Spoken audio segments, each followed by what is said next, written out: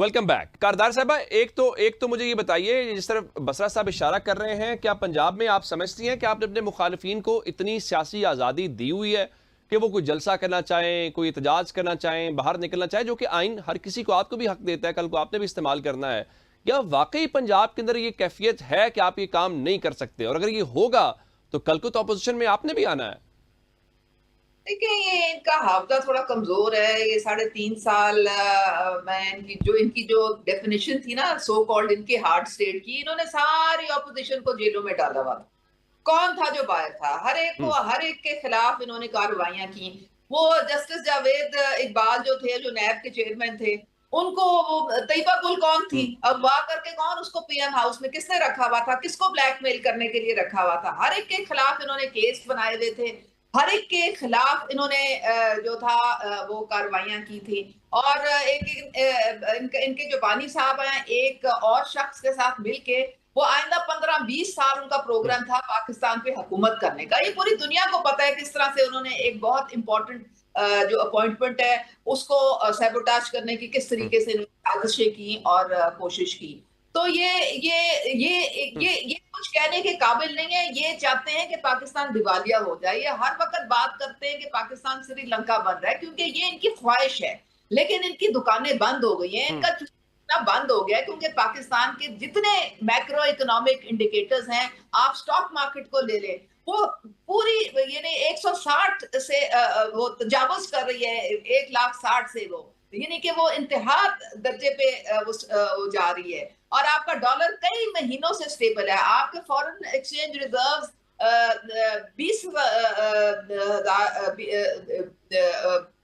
20,000 dollar से जो है वो अब तकरीबन पहुंच रहे हैं। तो हमारे जो एक्सपोर्ट है वो बढ़ रही है। तो इनको मूडीज की, फिच की आप रेटिंग्स देख लें, वहां पे हमारी बेहतर हो रही है। हमारे सिर्फ इंटरनली चूंकि फ्लड आया है, हमारे सारे जो फसलें हैं वो तबाह हो गई हैं। हमारा कॉटन क्रॉप, हमारा राइस क्रॉप, हमारा हमारी सब्जियां, हमारे फल, हमें बड़ी दुश्वारी का सामना करना पड़ा। 5,000 देहात हमारे बह गए। 24 लाख लोगों को रेस्क्यू और रिलीफ ऑपरेशन से हमने महफूज मुकामात पे मरियम नवाज साहिबा ने पहुंचाया। इनको क्या पता कि गुड जी। गवर्नेंस क्या होती जी। है? ये मरियम नवाज साहिबा, ठीक। इनको खुदा के लिए बता दें, 2/3 मेजोरिटी के वोट लेके वो चीफ मिनिस्टर बनी है। ये अपनी ये ठीक। इनकी जो दिमाग के जो हिसाब किताब है ना, वो सारे ठीक होने वाले हैं। इनकी मैथमेटिक्स बहुत खराब है। इनको पता ही नहीं है कि 2/3 मेजोरिटी क्या होती है। ये हर वक्त कहानियां का जो करते रहते हैं। इनके अपने जो एमपीएज और एमएनएज हैं वो हमारे साथ हैं। वो सिस्टम में चलना चाहते हैं। वो अच्छा, परेशान है। वो कहते हैं बानी कितने हमें कितने कितने बैठने नहीं कितने देता है। लोग हैं? के लिए इनको बोले कि उज़मा वो साहिबा, सिस्टम कितने कोई लोग पाकिस्तान को चलने दें आगे। पीटीआई के पाकिस्तान एमपीए के या लोगों के बेतहाशा मसाइल हैं, उनकी तरफ गौर करें। पब्लिक इश्यूज पे पार्लियामेंट इनको एक फोरम मिला हुआ है, वहां पे बात करें। एक फ़ाल ऑपोजिशन बन के ये अपना किरदार अदा करें, ना कि ये सारा वक़्त। और इनके लिए निकलना तो कोई है नहीं। पता नहीं कौन-सी इन्होंने प्रोटेस्ट करनी है। हर दफ़ा ये प्रोटेस्ट की कॉल जो है वो जो है वो उसका वो है फेल होके तो वो ज़मीन बोस हो जाती है। तो इनके लिए ना कोई निकलता है, ना इनकी बिल कोई प्रोटेस्ट कॉल पे आता है। वेरी राइट, बोले अब खुदा के वेरी राइट। लिए मैंने खुदा आपका के लिए पॉइंट आ कोई गया। काम की बात कर लें। आपका बिल्कुल ठीक है, बिल्कुल ठीक है। अच्छा, एक एक सवाल मैं और रखना चाहता हूं बसरा साहब आपके सामने। वो महमूद खान अचकजई का आना है। दो तब्दीलियां हुई, एक चीफ मिनिस्टर खैबर पख्तूनख्वा, दूसरा आपने महमूद खान अचकजई को कौमी असम्बली में अपोजिशन लीडर नामजद कर दिया। कि दोनों के एक साथ हम देखें, या लोग कह रहे हैं कि अचकजई साहब तो बातचीत के ऊपर और सियासी प्रोसेस पर यकीन रखते हैं, तो क्या वो आपकी लाइन टो करेंगे या आपको उनकी लाइन टो करनी पड़ेगी? इस सवाल का जवाब देने से पहले मैं सिर्फ एक बात बता दूं कि ये जो टिकटॉकर मरियम बीबी के मुतालिक बात होती गुड गवर्नेंस की, जो बेचारी अपना इलेक्शन नहीं जीत सकी और वो कह रहे हैं कि 2/3 मेजोरिटी से आई है। अंदाजा करें, मैं फिर कहता हूं यकीन माने, ये लोग काबिले तरस और काबिले रहम लोग हैं। इस वक्त इनको, हमें भी तो तरस आता है कि जमाने अपना में रहम और अच्छी तरस अपने पार्टी पास थी, रखें, अब हमें कोई हालत ये जरूरत नहीं है। आपके तो रहम और बात तरस अच्छा, की। देखें देखें, मैंने इंटरप्ट नहीं किया, मैंने इंटरप्ट नहीं किया, इन्हें कहें अपने टर्न पे बात करें। गोंदल साहब, मैंने इंटरप्ट नहीं किया। अच्छा, अब जी। गुजारिश सिर्फ ये है कि ये बेचारे तो इतने काबिल तरस हैं कि ये जब टॉक शो करके घर जाते हैं ना, तो कहंदे ने अम्मी तुहानू शर्म नहीं आती, अब्बू तुहानू शर्म नहीं आते, ऐने झूठ बोलते हो बैठ के टीवी पे। शर्म कि तुसी तुम करो, लोगों को तो हम लोगों ने शर्म शायद खुदा वोट के नहीं लिए दिया, तुसी मोहल्ले करो, वालों ने वोट नहीं दिया, और आप खुदा वहां के लिए बैठकर कहते हैं कि हमारे साथ पाकिस्तान 2 थर्ड करें, मेजोरिटी है। पाकिस्तान के लोगों को हालत ये है। करें। अच्छा गल तो सुन लो, अच्छा गल तो सुन लो, अच्छा मैं तो इंटरप्ट नहीं किया, मेरी गल तो सुन लो। अच्छा अब मेरा चैलेंज है मुर्तज़ा गोंदल साहब, वो जो इनकलाबी आया था ना तोते उड़ाने के लिए, कौम ने जिसके तोते उड़ा दिए हैं, उसे कहें कि बाहर आए नवाज शरीफ को, अगर दोबारा फेयर एंड फ्री आप इलेक्शन कराए, इज्जत पहले से तो नाम 17 लें सीटें नवाज मिलती थी ना, शरीफ का, 10 आप सीटें इज्जत नहीं से नाम मिलेंगी लें, इनको, बीच 10 में आपके सीटें। प्राइम अच्छा मिनिस्टर दूसरी रहे हैं बात, वो। अच्छा बात कि मुकम्मल कर लो ना, आप आप अपनी इंटरप्ट जुबान पे देखिए। कंट्रोल उस्मा करें, उस्मा मैंने आपको इंटरप्ट अपनी नहीं किया, जुबान पे कोई उस्मा मैंने कंट्रोल नहीं इंटरप्ट है। नहीं किया। आप अगर अपनी आपने टर्न पे किसी बात की करें ना, बात करनी है ना तो कोई देखें इज्जत से आप नाम ले अपनी लिया टर्न पे करें। बात करें। गोंदल साहब इट्स अनफेयर। देखिए मैंने जी जी इंटरप्ट नहीं जी किया। जी रही जी बात जी चले सुहेल आप अफरीदी एक साहब की। उस्मान साहब, मैं आपकी तरफ आ रहा हूं।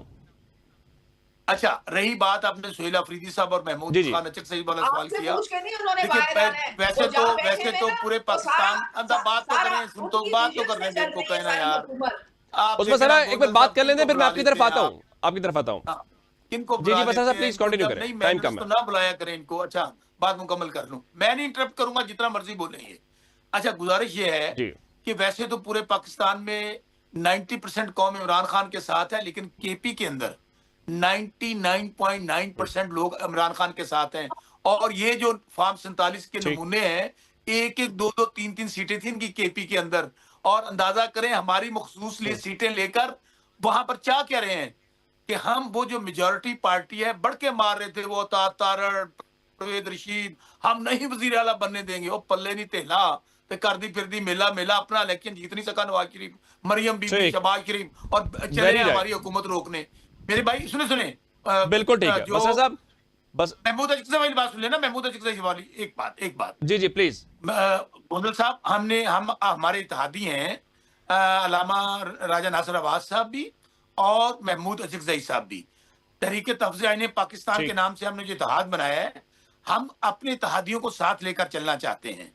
हम चाहते हैं, अभी आप देखेंगे ठीक कि पूरे पाकिस्तान में हम जो लॉन्ग मार्च करना है या हमें बाहर निकलना है, उससे पहले हम पूरे पाकिस्तान में जलसे करेंगे। जलसे करने के बाद ठीक इमरान खान साहब डेट देंगे और इंशाल्लाह हम उस वक्त बाहर निकलेंगे और इस जाली हुकूमत को खत्म करके घर वापस आएंगे। बिल्कुल ठीक है, बिल्कुल आपने खबर दे दी। उस्मान साहब मैं आपका रिस्पॉन्स चाह रहा हूं कि फिर मैंने जाना है क्लोजिंग की तरफ जाना है।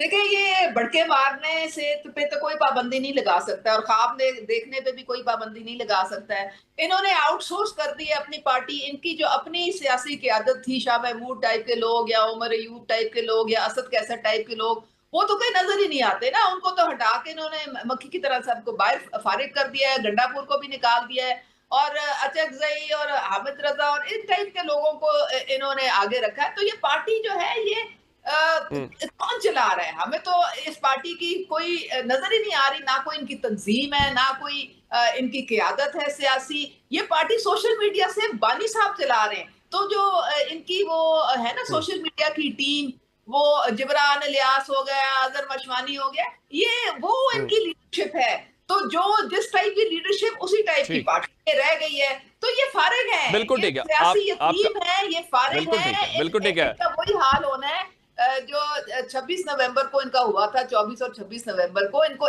बिल्कुल ठीक है। उस्मा कारदार साहब के इसी जुमले के साथ कि तहरीक इंसाफ ने आउटसोर्स कर दिया, ये एक बड़ा जुमला है। कारदार साहबा आपका शुक्रिया। शौकत बख्शा साहब जो हैं वो पाकिस्तान तहरीक इंसाफ की नुमाइंदगी कर रहे थे, आप दोनों का बहुत शुक्रिया। अहम मामलात हैं सियासत के, कुछ बैन अल-अक़वामी हैं, फिर सियासी पार्टियों, वफाकी हुकूमत, सूबाई हुकूमतों के दरमियान जो मामलात हैं, इसके ऊपर आज हमने ज़हमत दी है सीनियर सियासतदान मोहम्मद अली दुरानी साहब को। दुरानी साहब आपके वक्त का बहुत शुक्रिया सर।